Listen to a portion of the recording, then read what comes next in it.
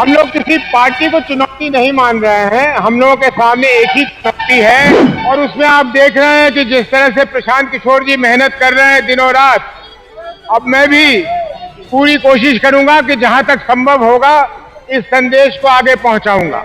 हालत ये हो गई कि जो बांग्लादेश हमारे बगल हमारा मित्र देश हुआ करता था, आज वहां हिंदुस्तान के लोगों से उन्होंने एक तरह से चिढ़ पाल लिया है।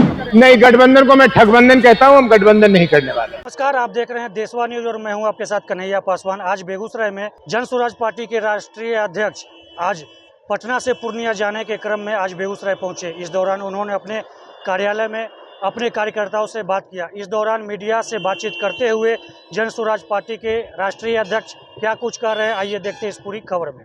जी बताएं।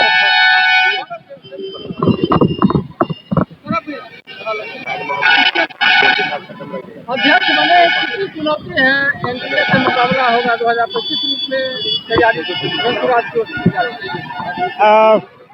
आप लोग यहाँ आए धूप में, बहुत धन्यवाद। हम लोग किसी पार्टी को चुनौती नहीं मान रहे हैं। हम लोगों के सामने एक ही चुनौती है कि बिहार के जनता के मन में जो बदलाव है उसकी संदेश को हम कितनी जल्दी और कितनी दूर तक अपने लोगों के बीच पहुंचा सकते हैं। हमारी लड़ाई ना एनडीए से है, ना यूपीए से है, ना बीजेपी, ना आरजेडी, हमारी किसी से लड़ाई नहीं है। हम लड़ने नहीं आए हैं, हम बिहार में बदलाव लाने के लिए बिहार की जनता के साथ मिलकर यहाँ बदलाव करने के लिए आए हैं। हमारी पूरी कोशिश, हमारा पूरा श्रम इसी में लगेगा कि हम गांव-गांव में जाकर जन जन तक अपनी बात, जन स्वराज की बात कैसे पहुंचा दें। और उसमें आप देख रहे हैं कि जिस तरह से प्रशांत किशोर जी मेहनत कर रहे हैं दिनों रात, अब मैं भी पूरी कोशिश करूंगा कि जहां तक संभव होगा इस संदेश को आगे पहुंचाऊंगा। और कोई प्रश्न? मोदी जी कह रहे हैं कि हमारे घरों में खून नहीं सिंदूर बह रहा है, इसको किस? अब तो ये होगा कि अब कहना पड़ेगा मेडिकल कॉलेजों को कि अब ब्लड बैंक के बदले सिंदूर बैंक बनाए, क्योंकि अब तो सब चाहेंगे कि उनके रगों में भी सिंदूर दौड़े। तो ये जुमलाबाजी है, इसका कोई मतलब नहीं है। उनको जवाब देना चाहिए देश को। देश की सेना ने जिस बहादुरी से पाकिस्तान के दांत खट्टे किए, ये मोदी जी को श्रेय नहीं जाता, ये देश की सेना को श्रेय जाता है।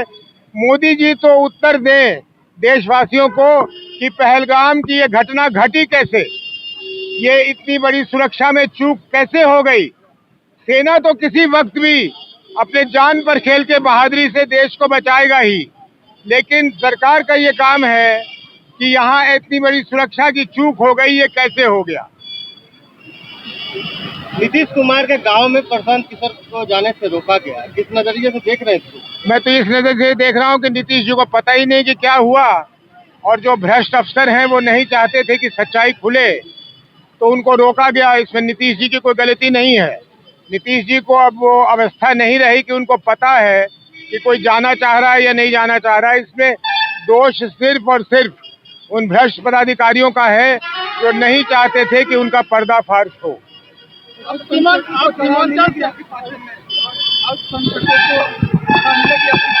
किनको?